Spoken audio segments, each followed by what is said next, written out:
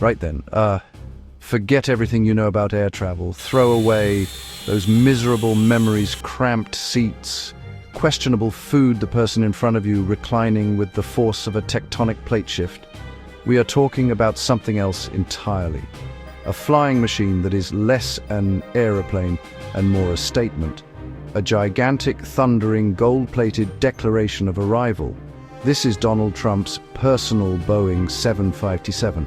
A machine so famous, so utterly ostentatious, it has a personality all its own. Some call it Trump Force One. Others just point and stare, mouths agape. It slices through the clouds like a gilded javelin. Not just transport, a mobile fortress of solitude and a boardroom at 40,000 feet. Originally designed to carry over 200 ordinary people. Reimagined for just a few dozen, with all the subtlety of a sledgehammer.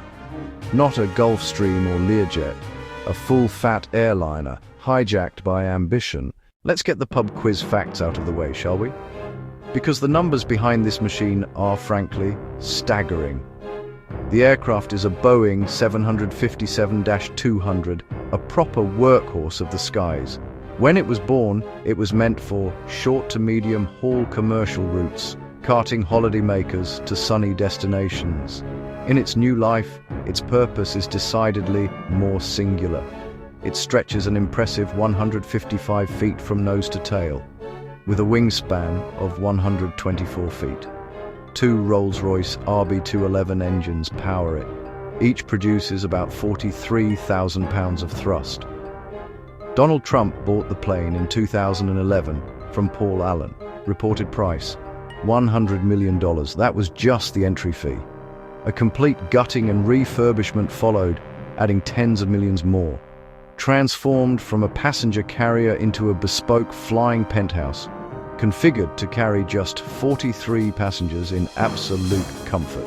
Once it could carry 239, range up to 16 hours non-stop. Some call it a flying mansion, and that's not far off. Around 4,000 square feet of usable space, more than many houses. Inside, master bedroom, guest room, dining area, main lounge, bathrooms. Every great machine has a history, and this 757 is no exception. Its story didn't begin with gold taps and plush carpets. It rolled off the Boeing production line in 1991, destined for a life of anonymous, dutiful service. Its first owner was Sterling Airlines, a Danish charter company. For several years, it crisscrossed Europe, carrying thousands of passengers on their holidays, blissfully unaware of the gilded future that awaited it.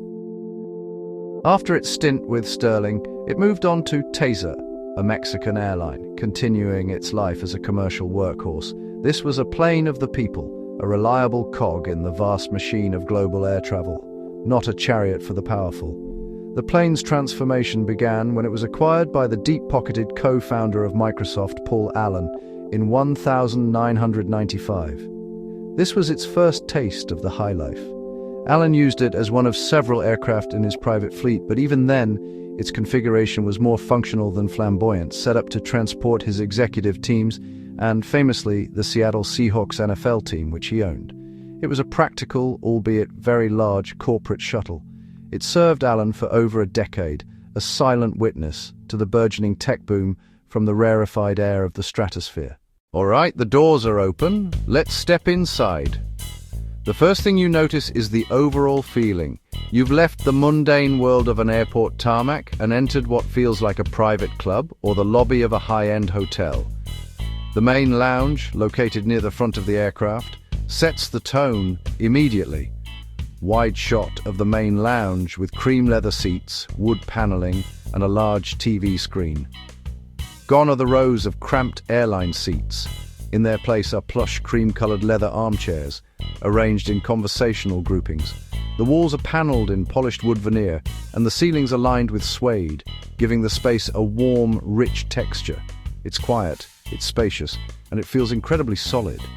Moving further back, you'll find a dedicated dining area. This isn't a fold-down tray table affair. This is a proper room for meals and meetings. A circular wood table stands ready, surrounded by comfortable chairs, allowing for a business lunch or a family dinner at 40,000 feet. The lighting is soft and integrated, creating an intimate atmosphere. Adjacent to this is a full galley, equipped with everything needed to prepare gourmet meals. This is where the onboard crew works their magic, ensuring that passengers want for nothing, whether it's a simple coffee or a multi-course feast. It's a kitchen in the sky, more advanced than what you'd find in many city apartments. Let's talk about the gold, because you can't discuss this aeroplane without mentioning the Midas touch that has been applied to almost every surface. It is, without a doubt, the jet's most defining and most talked about feature. From the moment you step aboard, you are greeted by gleaming gold-plated details. We're talking about the seatbelt buckles. Yes, every single one of the 43 seatbelt buckles is plated in 24-karat gold. It's an absurdly opulent detail, one that serves no practical purpose whatsoever, but that is precisely the point. The obsession with gold doesn't stop there. It's everywhere you look, a constant theme running through the aircraft's design. The bathroom sinks are finished in gold. The bathroom taps are finished in gold. The shower head is finished in gold. The trim around light fixtures gleams gold. The handles on drawers gleam gold. The clasps on cabinets gleam gold. The family crest is embroidered on the headrests. The family crest is on the pillows, stitched in gold thread. This isn't just decoration, it's a core part of the plane's identity. It's designed to overwhelm the senses with a feeling of immense wealth and to create an environment that is completely detached from the ordinary world outside. Beyond the gold, the luxury is woven into the very fabric of the plane. The carpets are thick and luxurious underfoot. The seating is premium leather, hand-stitched. The woodwork is high gloss, dark paneling with a yacht-like feel. Every material was chosen for its quality and its ability to contribute to an atmosphere of exclusivity. Even the little things, the human details, speak to this. Snacks are served in crystal bowls. Even the napkins bear the family crest. It's a totally immersive branding experience. This level of customization turns the aeroplane from a mode of transport into a personal palace. It is a controlled environment where every detail reflects the owner's personal taste and brand. For some, this is the ultimate expression of success, a reward for a lifetime of ambition. For others, it's a symbol of breathtaking excess, a display of wealth that borders on the theatrical. But love it or hate it, you cannot deny its impact.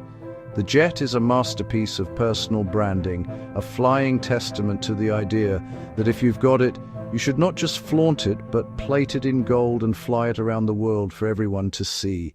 Owning a private jet is an expensive hobby. Owning a private Boeing 757 is an entirely different financial order. The initial $100 million purchase price is just the beginning of a relentless torrent of expenses.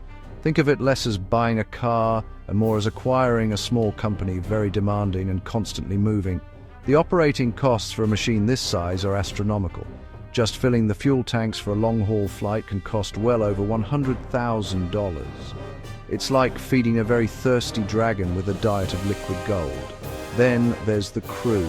A plane of this complexity requires a dedicated team of professionals. That means at least 2 highly experienced pilots. They must maintain their type rating for the 757. A team of cabin crew manages the interior and serves passengers. These are not gig economy jobs, full-time, top-tier professionals.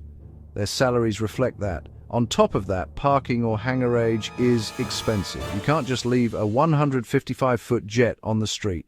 It requires massive hangar space at an airport. Hangar rental can run into tens of thousands monthly. Maintenance is another financial black hole. Aviation regulations are incredibly strict. The aircraft must undergo regular, rigorous inspections, daily checks, and massive multi-million-dollar D-checks. Every component has a limited lifespan.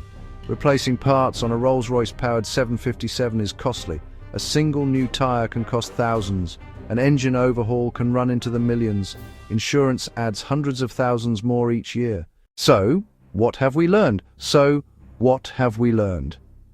We have learned that this Boeing 757 is much more than a collection of metal, wires, expensive upholstery. It is one of the most potent symbols of personal power and wealth in the modern world. It takes the very concept of private aviation and cranks it up to 11, then plates it in gold for good measure. This is not a subtle machine. It does not whisper its arrival. It roars down the runway, a 115-ton testament to ambition and showmanship. It's a flying paradox, a private space that is one of the most public and recognized objects on the planet. The interior, with its lounges, bedroom and golden bathrooms, is designed to be a sanctuary, a bubble of extreme comfort and control that floats serenely above the chaos of the world below. It's a place where deals can be made, speeches can be written, and a sense of calm can be found while hurtling through the stratosphere at over 500 miles per hour. It's a mobile headquarters, an office, and a home, all rolled into one gleaming fuselage. To his supporters, it is aspiration. To his critics, excess. It is impossible to be neutral about a plane like this. In the end, Trump's 757 is a story written in the sky. It's a story about power, branding, and the unique intersection of celebrity and politics. Like all great machines, it tells us something about the person who owns it and the era in which it flies. Whether you see it as a magnificent flying palace or a monument to gaudy excess, one thing is certain: you will never forget it. It remains a gold-plated story in the sky, a thundering, unforgettable piece of aviation history that continues to capture the world's imagination, one flight at a time.